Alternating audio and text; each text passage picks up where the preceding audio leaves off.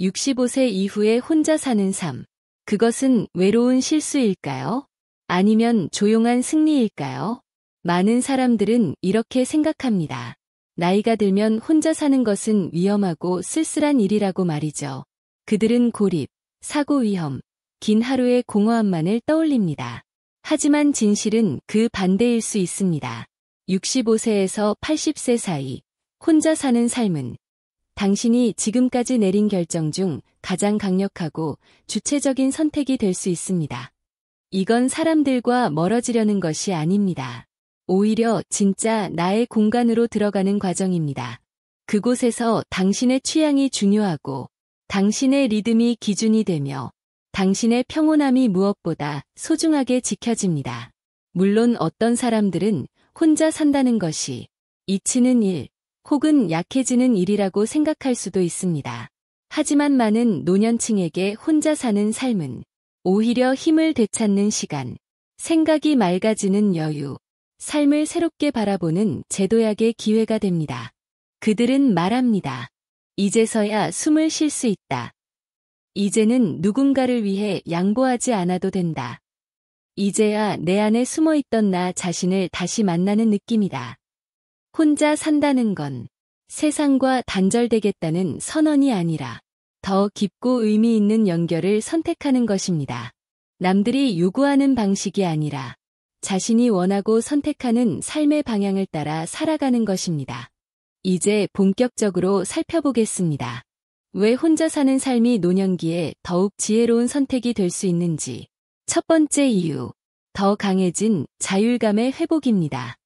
인간은 본능적으로 자신의 삶을 스스로 결정하고 싶어하는 존재입니다. 언제 밥을 먹을지, 어떤 음악을 틀지, 내일 하루를 책을 읽으며 보낼지, 아니면 커피 한 잔 들고 조용히 창밖을 바라볼지, 이 모든 선택이 내 손에 달려있다는 감각. 그것이 바로 혼자 사는 삶의 가장 큰 선물 중 하나입니다.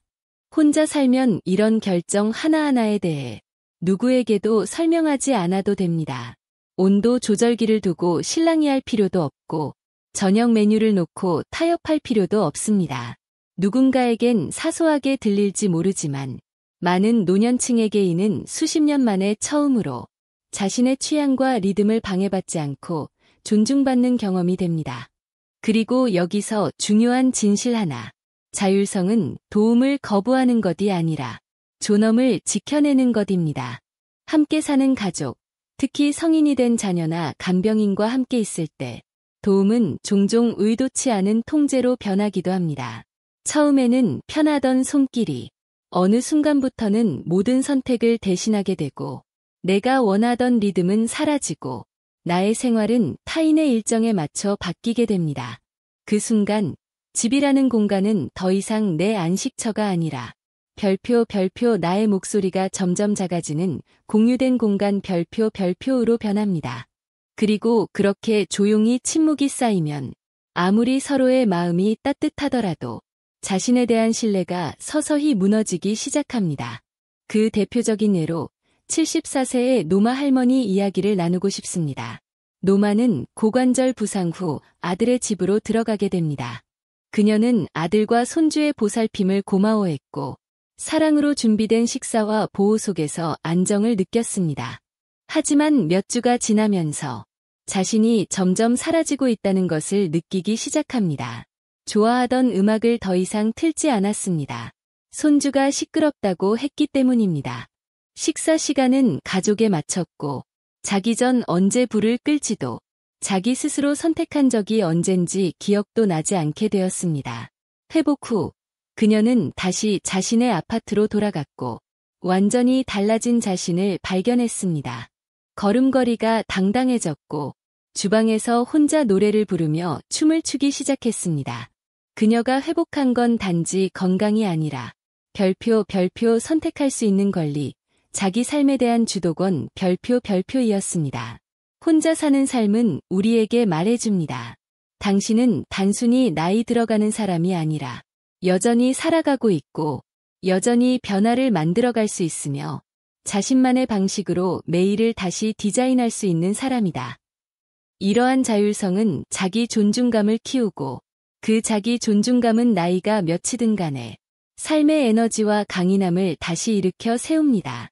이제 이어서 혼자 사는 공간이 주는 두 번째 선물에 대해 살펴보겠습니다. 바로 더 평화로운 환경입니다. 혼자만의 공간에서만 느낄 수 있는 고요한 침묵이 있습니다. 그 침묵은 외로운 침묵이 아니라 정리된, 부드러운, 방해받지 않는 고요함입니다. 혼자 살면 그 고요함을 내가 조절할 수 있습니다. 오늘 하루의 소리의 크기, 어떤 소리를 들을지, 어떤 소리는 과감히 차단할지를 내가 직접 선택하는 겁니다. 시끄러운 TV 소리, 누군가의 전화 통화, 계속 이어지는 대화 대신 내 호흡, 나의 생각, 나의 리듬이 중심이 되는 시간. 그것이 바로 노년의 혼자 사는 삶이 치유의 공간, 회복의 장소, 그리고 자신을 다시 마주하는 가장 평화로운 시간이 되는 이유입니다. 옆방에서 들리는 발소리도 없고 새벽 5시에 복도에서 나는 소리에 잠이 깨지도 않습니다. 얇은 벽을 뚫고 들려오는 전화 통화 대신 이제는 당신 자신의 숨소리, 낡은 안락의자에서 나는 삐걱이는 소리, 그리고 온 세상이 멈춘 듯한 고요함만이 함께합니다. 이런 환경은 우리의 신경계에 깊은 영향을 줍니다. 그저 조용할 뿐인데도 불안의 날카로운 가장자리를 부드럽게 깎아주고 스트레스 호르몬인 코르티솔 수치를 낮추며 혈압, 소화, 수면 등 몸 전체에 잔잔한 회복을 선물합니다. 반대로 다른 사람들과 함께 살면서 그들이 성격이 급하거나 감정의 파동이 크거나 목소리가 큰 사람들일 경우 우리는 알게 모르게 그 에너지를 흡수하게 됩니다. 그들의 감정, 그들의 피로, 그들의 복잡함이 조용히 당신의 어깨에 내려앉는 것입니다. 그리고 어느 순간 당신은 더 이상 스스로의 평화를 어떻게 느끼는지조차 기억하지 못하게 됩니다. 이런 변화를 누구보다도 잘 보여주는 사람이 있습니다. 70세의 은퇴한 교사, 글로리아의 이야기입니다. 글로리아는 5년 동안 성인 딸과 2명의 손주와 함께 살았습니다. 그들을 누구보다도 사랑했지만 매일이 소란, 요청, 사고, 대화의 연속이었습니다. 하루가 끝날 무렵이면 글로리아는 온몸이 녹아내리는 듯한 피로감에 사로잡히곤 했죠. 그러던 어느 날, 딸이 새로운 집으로 독립하면서 글로리아는 비로소 자신만의 공간을 되찾게 됩니다. 하지만 그녀가 되찾은 건 단순히 방이나 시간이 아니라 자신의 신경계, 자신의 건강, 자신의 중심이었습니다. 그녀는 말합니다. 잠이 깊어졌고, 소화가 편해졌고, 기억력까지 돌아온 느낌이에요. 약을 바꾼 것도 아닌데, 몸이 진짜로 쉬게 되니까 이런 변화가 왔어요. 아침에 누군가를 위해 일어날 필요도 없고, 내가 시작하지 않은 대화에 억지로 끼어들 필요도 없고, 내가 아직 준비되지 않은 미소를 억지로 지어야 할 이유도 없습니다. 오직 나만의 리듬, 나만의 공간, 말보다 귀 기울이는 공간 속에서 다시 숨쉬게 된 겁니다. 이 고요함은 누군가에게는 외로움이겠지만 많은 어르신들에게는 평화입니다. 그리고 그 평화를 한 번이라도 제대로 느껴본 사람은 다시는 그것을 포기하고 싶지 않아집니다. 이제 세 번째 이유로 이어가겠습니다. 혼자 사는 삶이 선물하는 내 루틴을 내 마음대로 설계할 수 있는 자유입니다. 노년기에 접어들수록 하루의 흐름을 별표 남에게 맞추는 것이 아니라 내 몸과 마음에 맞춰 사는 것, 별표이 얼마나 소중한지를 절실히 깨닫게 됩니다. 혼자 살면 몸이 준비됐을 때 눈을 뜨고 배가 고플 때 식사하고 하고 싶은 일이 있을 때 나가서 보고 쉬고 싶을 때 눕고 졸릴 때 조용히 불을 끕니다. 이 모든 것이 누구의 눈치도 누구의 시간표도 고려하지 않아도 되는 진정한 자유의 흐름 속에 놓입니다. 놀랍게도 이 단순한 자유는 몸의 통증을 줄이고 마음의 긴장을 완화하며 삶에 대한 회복력까지 높여줍니다. 그럼에도 많은 어르신들이 자녀의 출근 시간, 간병인의 일정, 심지어는 이웃의 생활 소음까지 고려하며 자신의 하루를 끼워 맞추고 있습니다. 하지만 이제는 그 반대가 되어야 합니다. 내가 중심이 되는 하루, 내가 설계하는 루틴, 그리고 그 루틴 속에서 편안하게 호흡하는 삶. 그것이 혼자 사는 삶이 선물해주는 가장 값지고 강력한 자유입니다. 이제 다음으로 이러한 루틴 안에서 자연스럽게 피어나는 자기 발견과 창조의 공간에 대해 함께 나눠보겠습니다. 선의로 다가온 사람들이라 해도 그들이 예고 없이 찾아오고 그들의 일정에 내 하루가 휘둘리기 시작하면 어느 순간부터 당신의 삶은 당신의 것이 아니게 됩니다. 식사는 서둘러 끝내야 하고 수면은 자꾸 끊기며 아침 산책이나 오후 독서 같은 개인적인 작은 습관들조차 사라지기 시작합니다. 처음에는 잘 느껴지지 않을 수도 있습니다. 하지만 어느샌가 당신 안에 무언가가 조용히 움츠러들고 햇볕을 등지고 성꽃처럼 생기를 잃기 시작합니다. 혹시 지금까지 이 영상을 보고 계시고 이 이야기가 마음에 와닿았다면 댓글에 별표 4번 별표이라고 적어주세요. 당신이 함께하고 있다는 걸 알고 싶습니다. 그리고 아직 구독하지 않으셨다면 꼭 구독과 알림 설정도 해주세요. 여러분의 응원이 저희에게 큰 힘이 되어 계속해서 유익하고 따뜻한 이야기들을 전할 수 있습니다. 이제 계속 이어서 네 번째 이유, 사회적 갈등과 감정적 마찰이 적어진다는 점에 대해 이야기해 보겠습니다. 혼자 사는 삶에서 가장 과소평가되는 혜택 중 하나는 바로 별표 마음의 평화 별표입니다. 그것은 갈등이 줄어들 때 비로소 찾아옵니다. 함께 살면 무심한 말 한마디, 반복되는 기분 변화, TV 소리 크기를 두고 벌어지는 작은 신경전, 저녁 식사 중 감정을 숨기는 순간들이 하루하루 쌓여서 정서적인 피로를 만들어냅니다. 이 작은 마찰들은 눈에 잘 보이지 않지만 당신의 에너지를 조금씩 빼앗고 평온함을 조용히 침식시킵니다. 그리고 어느 날 문득 당신의 하루에서 기쁨이 사라진 이유조차 알 수 없게 됩니다. 사랑하는 사람들과 함께 살더라도 성향, 생활 습관, 가치관의 차이는 늘 존재합니다. 이 차이를 맞추기 위해 설명하고 타협하고 양보해야 하는 순간들이 반복되다 보면 당신은 점점 자기 생각을 말하지 않게 되고 침묵으로 갈등을 피하게 되며 심지어 자신이 즐기는 것들마저 줄이게 됩니다. 결국 조용한 압박이 쌓이고 당신의 존재감은 줄어들며 내 마음의 중심이 어딨는지도 모르게 됩니다. 이런 과정을 직접 겪은 한 어르신의 이야기를 전하고 싶습니다. 79세의 레너드 할아버지. 그는 작은 낙상 사고 후 딸의 권유로 그녀의 집에 함께 살게 되었습니다. 딸은 매우 선한 의도를 가지고 아버지를 보살폈지만 문제는 그 다음부터였습니다. 운전을 해도 되는지, 식단에 무엇을 먹어도 되는지, 정원 손질을 허락받고 해야 하는지 모든 것이 허락의 문제가 되어버렸습니다. 그는 더 이상 스스로 선택하지 못했고 모든 일상이 논쟁과 조율의 대상이 되었습니다. 결국 레너드는 가족을 사랑하면서도 자신의 목소리를 되찾고 싶어 작은 노인주택으로 이사를 결정했습니다. 그 후 몇 주 만에 그의 자세가 당당해졌고 웃음이 다시 돌아왔으며 그는 이렇게 말했습니다. 이제야 내 집 같아졌어. 여긴 진짜 내 공간이야. 이처럼 혼자 사는 삶은 관계를 끊는 것이 아닙니다. 그것은 당신 자신과의 관계를 회복하고 존엄과 선택권을 다시 내 손에 되찾아오는 과정입니다. 그리고 이제 그런 선택 안에서 자연스럽게 피어나는 자기 회복의 다섯 번째 이유, 삶의 주도권을 되찾는 능동적인 삶의 태도로 함께 이어가 보겠습니다. 삶에서 만나는 사람들과의 관계도 이제는 내가 원할 때 내가 원하는 방식으로 연결될 수 있어야 합니다.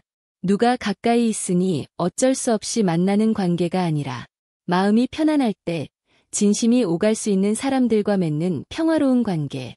그런 관계가 혼자 사는 삶에서 자연스럽게 만들어집니다. 이런 공간과 시간의 선택권은 당신이 다른 사람과 함께 시간을 보낼 때조차 지친 상태가 아니라 채워진 상태에서 나누는 진정한 연결을 가능하게 합니다. 그리고 그런 연결은 당신을 더 편안하게 만들 뿐 아니라 당신이 베푸는 사랑조차 더 따뜻하고 건강한 형태로 바뀌게 됩니다. 아마 이것이야말로 혼자 사는 삶이 줄 수 있는 가장 아름다운 선물 중 하나일 것입니다. 이제 5번째 이유로 이어갑니다. 자신과 더 깊이 연결되는 시간. 그 어느 때보다 나를 마주할 수 있는 고요한 기회에 대해 이야기해 보겠습니다.